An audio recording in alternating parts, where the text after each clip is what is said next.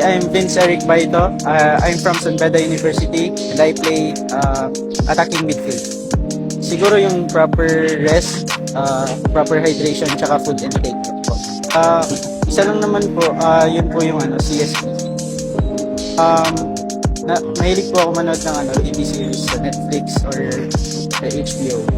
Bale, pumapawi pa talaga, nag-start po lahat sa training after ng loss at paano po talaga i-execute yung mga mali, paano i-correct yung as a player since a kid, parang enjoyin lang talaga yung moments na nanalo, ayun, parang enjoyin yung moment na yun. First thing that come to mind, Lionel Messi po, kasi I like his playing style, tsaka idol ko din po siya sa kid.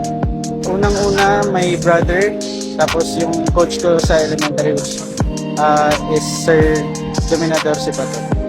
I get to travel sa different places, tapos yun din sa pag-aaral ko. First of all, si God, my family, tapos yung mga nag-support sa San Beda University.